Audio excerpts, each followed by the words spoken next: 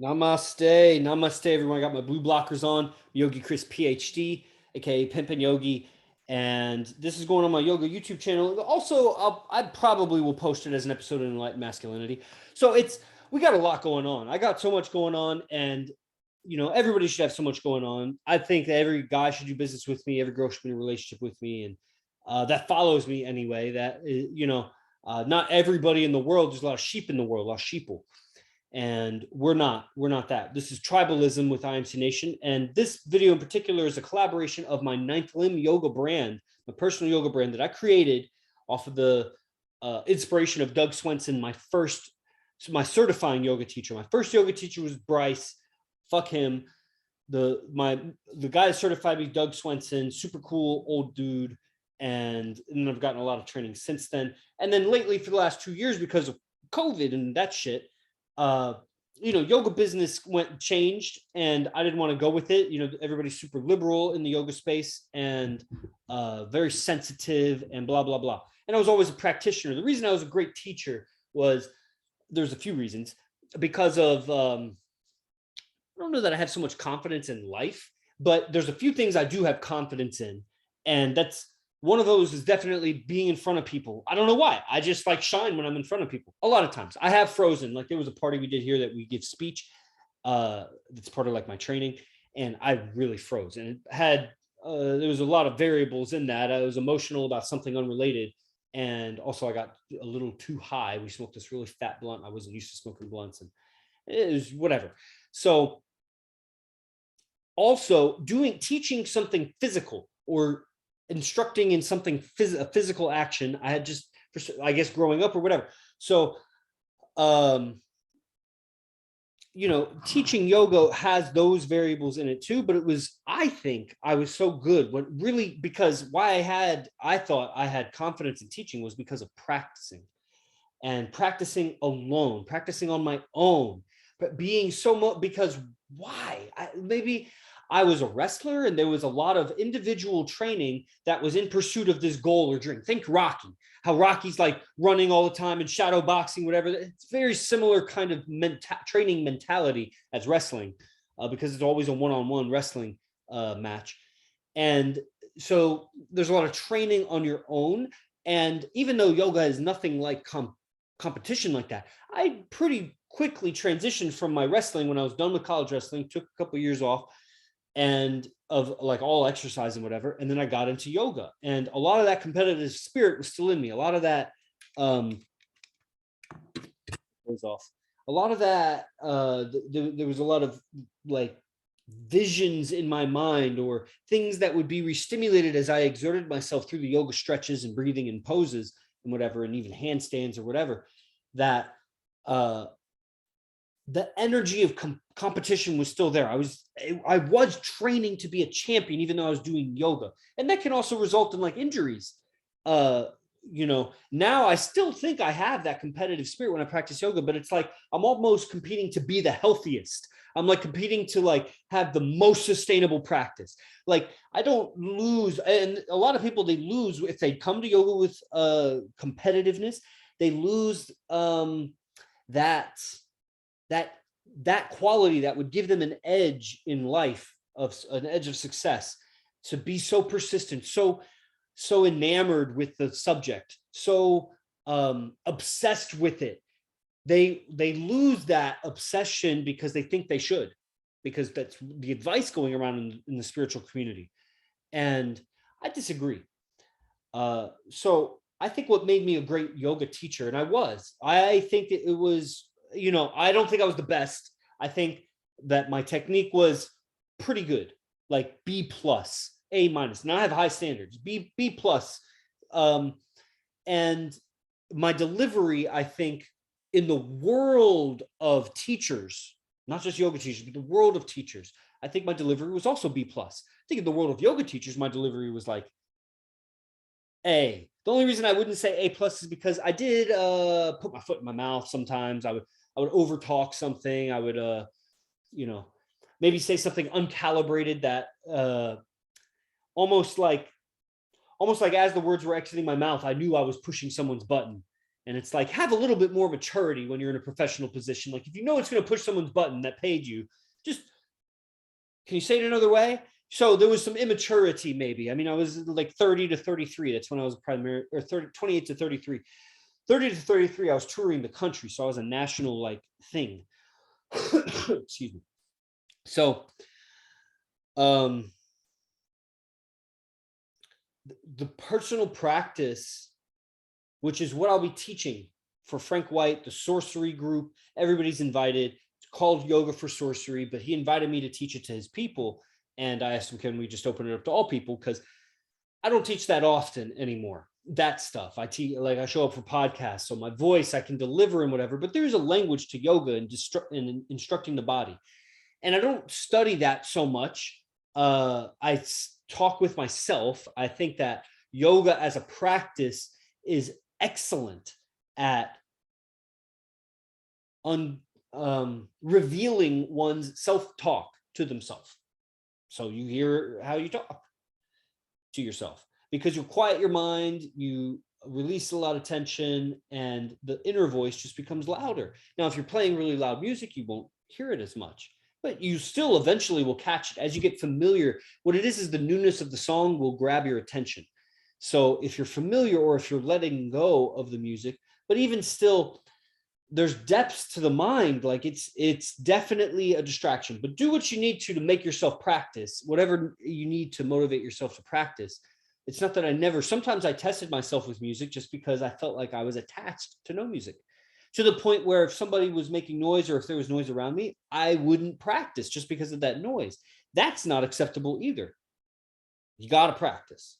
So how to have that, what my teacher now, Arash, he says the fourth wall, which is an acting principle, how to have that fourth wall up so that if there's chaos around you, sometimes I'll think if I'm in the middle of a festival or if I'm in the middle of some crowd of people, would I be able to set up and do yoga? I have, and I can, and I do good. And there is an effect of the crowd. You do stretch a little more intensely or try a little hard, but that's the practice, is letting go. But there's a pendulum to that. There's another side to that you don't want to like, you need to be able to hold on also. Once you've mastered letting go, can you hold on to anything? Or have you just made yourself into a robot of non-attachment? But that's not for right now. The point of this video in describing the Yoga for Sorcery program, because there won't be lectures part of it, at least not right now. Right now, my Silent Flute program is separate. I teach mindset and communication, and I do my free podcasts, which is just me talking about my greatness. I basically just show up to podcasts and talk about how great I am, how great IMC Nation is. Guests show up and I talk about how great the training was. That's the podcast summarized. And versus like Silent Flute, I'm talking and I'm like, hey, I discovered this, I discovered that. And Yoga for Sorcery is going to be that discovery in my yoga practices without getting too deep on the language of hatha yoga, of physical yoga or breathing. I will give some physiology and I'll name bones, I'll name some muscles if it's useful. I think it'll be, if I think it's useful, I'll share it.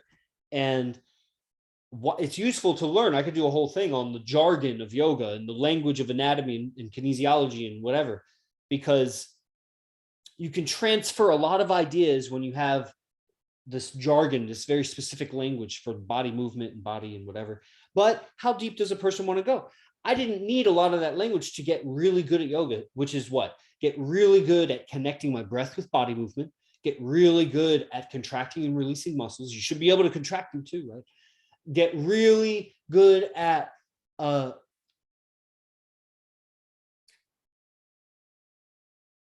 I want to say being entertained by one's own breath and breath movement. I don't know if that's the same thing as just saying like synchronizing one's breath with movement. It's like a dance. It was a thing that I saw the geometry and the shapes in my mind, and I was attuning my body with the geometries. And that's a way of doing yoga. That's not what that's a little bit of what we'll do in the Yoga for Sorcery program. I just want to deliver 8 or 9 different, you can call it modalities, or exposing people to, and it's nothing, I could explain it right now, but explaining it is different than being guided through it and doing it. And the point being to memorize what serves you, you know, what you're attracted to. I didn't always practice everything I'd ever learned in yoga. I chose what to practice. There are sequences. I'm not going to teach you guys sequences like that. I'll teach you basic. Okay, so let's go through a little bit of the syllabus here without making the video too long. So it's kind of like, this is kind of like a promo video, you could say. This is a free podcast stream. That's also the video is going to be posted on my YouTube. But maybe your mind will be expanded when I describe these different ways of practicing physical yoga. And what gives me credentials to talk about that, besides my years of practice, the teachers I studied with after Bryce, after Doug Swenson, BNS Iyengar for a month, David Garrigues for a month. I trained very thoroughly Dylan Warner online system and gymnastic body online system for handstands. And I'm a studier. I have a PhD and a master's degree in engineering and a bachelor's degree in engineering in separate engineering fields. So it wasn't just the same thing. And I was a champion in that also. So I know how to study, and I see the body almost like an engineer would see a bridge or a building. And then after that, recently, like I was just on the phone with Robert Bustani. So I study his stuff. I haven't gone fully into all of those people's things, but I've learned important things, and I'm a great practitioner, as validated by this second thing that I'll say, that I developed a cold calling business around yoga, that I travel the United States and I taught at like 70 different studios in like 20 different states. And I had to convince those people as an outsider, as a guy, as a relatively new practitioner, that my offerings would sell and that you need them, and you know, that you should hire me. I'm a safe guy and reliable and everything. And sometimes it worked out, sometimes it didn't really work out. There were a lot of failures and successes in the business, but I persisted and I made a living doing that, which was impossible. Nobody did that. And considering how new I was as a practitioner, I'm saying I was great because of all the home practice, and I injured myself in home practice, and I came up with all those obstacles. I came to face all those obstacles of boredom, of restlessness, of distraction, of drugs, because I weaned myself off of drugs through that process. And so psychologically, you know, that's why I do what I do now, because psychologically, yoga practice doesn't just heal you psychologically. It cleans a lot of patterns. It opens you up to a new way. It gives you a lot of freedom and can give you a kind of confidence, and also is very, very, very healthy. It's very healthy. So we can remove, essentially all of that could really even be summarized as removing the physical obstacles to clear thinking, the physical agitations and things that are nagging and pulling at our emotions throughout life that you may not even be aware of, because you become so accustomed to tension in your legs or carpal tension, you know, blah, blah, blah, your certain way of breathing. To change your breathing and movement pattern is going to give you a lot of sensations that you're numb to right now. And when you learn different ways of movement, like I was saying, different modalities, but I was also introducing why I'm credible in that, is in calling 2,000 yoga studios around the United States, which is unheard of. Nobody has talked to as many yoga studios as I have, at least not in that amount of time. Maybe Doug Swenson, there's a few travel yogis, but he's older, established, and he's definitely called more yoga studios, but I did it better. Even though he was more successful at what he did. Like I said, he's older, more established. He certified me. I mean, the guy's the guy. That's the guy. Like, I'm comparing myself as a young buck to that well-established guy. I'm doing pretty good. And so what I was saying, so I'm calling all those yoga studios I became very familiar with on the professional side of yoga, like what is offered. And I would occasionally come across really unique offerings, or you know, I really expanded my mind. I saw so many websites, so many YouTube channels, so many yoga podcasts, so many presentations of the offering, so many pricings, so many, you know, presentations, meaning like workshops or retreats or weekend getaways or different hybridized class structures like Divine Feminine or moon healing or fucking astrology or bead making, mala making, you know, art therapy with yoga headstand, fucking drum circle, cacao ceremony. Like, goddamn, there's so many fucking things they would have. Bicycle yoga. So,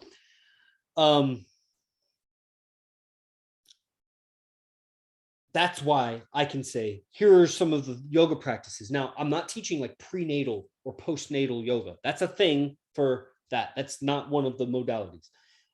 There's many things. I can't go through all the things I'm not teaching.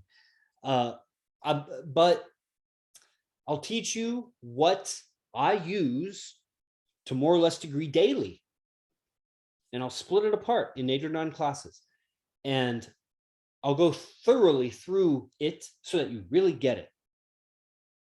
And what will take me 30 or 40 minutes to teach you, that'll be the class time, Tuesdays and Saturdays, as it is right now, but that could change. Frank hit me up and was like, do this other video because the last one you said it was a 9-part series, but it's not anymore because I thought it would start on January 1st. It starts on January 15th and whatever. I have it split apart into 9 parts. But it could be 8. I'm a great teacher. Like I can blend it. And then also when I first made the syllabus, I thought it was just like a one-time, like a 1-month thing. And him and I both agree, let's make it an ongoing thing. If people want to do it, if we get at least 20 signups or whatever, I'm like, because what I do with Arash is more important. I'm always going to practice yoga, guys. I don't need to teach yoga, but it's fun to teach yoga. Kat just got me a guitar. I don't know if I'll keep it or play it or whatever. It's fucking fun to play a guitar. That's almost the problem. It's like too fun. Like I'm trying to fucking create a life over here. I'm just not just trying to have fun. I also have fun with a lot of other things. Just guitar is like a great spice of life. Teaching yoga, I don't need to do it, but I will. And there's a lot of benefit, positive karma, positive benefit for the world, my environment, my people. And I would also benefit from teaching. It clarifies the techniques for me and it pushes me deeper. But it's like guitar, it's a rabbit hole. The addiction to learning more about my yoga practice is not related to my business here at Base One with Arash. It's very loosely related, just in like my branding, my name is Yogi Chris. I'm a yoga instructor, but I'm always going to practice yoga. Like it's not a problem. I know that. I've made peace with that. I've tried to transcend yoga. Like I need that shit. Weightlifting, you get so tense. Bicycling, you're so tense. Everything basically you get so tense. Tai Chi or whatever is just like, I would probably do that, or some kind of qigong or whatever. I'd probably do more martial arts or whatever. And I could see that stuff as yoga, but I would also do headstands and shoulder stands, and I'd want to do chest opening. And there are things that are in yoga and with the breathing. I don't know that I would get into martial arts. I'm more of a yogi than I am a monk, you could say. You could call them the same thing, but if I'm more of a yogi. But it's weird. I'm like a militant soldier-like guy that became a yogi, and that's different from being like a monk. So I'm like a yogi fighter. I'm like a fighter yogi kind of, but I don't do fighting professionally, so I'm not like saying it like that, but I am combative like that. Like I like that stuff. Like I miss fighting and grappling and whatever. So these practices that I'll teach in the Yoga for Sorcery program will cover joint rotation. They'll cover a few different, or at least 2 different, possibly 3 different breathing techniques that give you a different look on the breath, a different experience of the breath hold and the rush of the pace and speed of the breath of the nose or the mouth. And you get more familiar. It's not a comprehensive thing on breathing. This whole thing is not a comprehensive yet. If it goes into a 2nd month and a 3rd month, because there's enough subscribers for it, then we could go, it'll be guided by the class, like other questions. I could go deeper on each of these subjects. I used to teach 2-hour in-person workshops on each of these subjects, and it was never enough. I could do 6 hours on each one. And I did sometimes. They would love it and be like, come and teach for our teacher training, be a guest on our teacher training, teach an expanded version of that. And, like it's a rabbit hole. I love doing it, but I want to give you the distilled version of what I do for myself and what supports and sustains my life with hip opening, pelvis opening, spine alignment. It's a combination, like I was telling Kat, some of the systems that you don't need to know with all these systems. It's going to be over your head. It's like, maybe I could talk about it in the next video or something, because Frank wants me to make 2 of these. So I'll make a second one. about like the different lineages of yoga or whatever that I practice and what those systems are. But what I'll be teaching you, the joint rotation, the joint pulling, how to pull your joints open, the breath movement system. These are different things. So pulling your joints is one thing, joint rotation is another thing. One thing is the breath movement system, how to move your body in sync with your breath in the way that I do it, how I describe it. Then an actual breathing practice, how to set yourself up for a breathing practice and not make yourself like a psycho, because that'll happen with breathing. I'd have to look at the syllabus to see what all the other parts are. I could see myself doing, yeah, I really should look at the syllabus. Let me pause this and come right back with that. Okay, so I found it. So the circular movements for, okay, breathing and breath hold physiology. So I'll go through external hold and internal hold, and you'll feel how it affects your blood flow. And I'll teach you just an easy system and how I do the system. That'll essentially be belly breathing. And belly breathing is one of my innovations, that like how I teach belly breathing.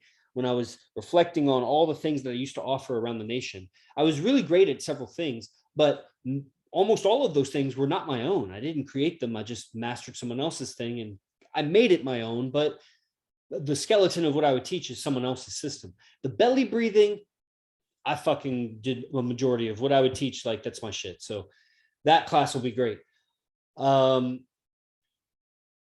Yeah, the basic of vinyasa movement. So that's the breath movement coordination. Oh man, self-massage. Oh, that's gonna be so good. You guys gotta know this. You gotta know what I know about self-massage, because that shit calms your nervous system so much. And there's so much misalignment in your spine, shoulders, and pelvis, and everywhere. If you're misaligned in those places, you're misaligned in a lot of places. That is the result of tension in your calves and forearms. It's pulling on the fascia and connective tissue all the way to your spine. And when you can self-massage out in the way that I'll show you, your calves and your forearms. I keep forgetting the camera's up here. So if I look lazy-eyed, the camera's up here. That's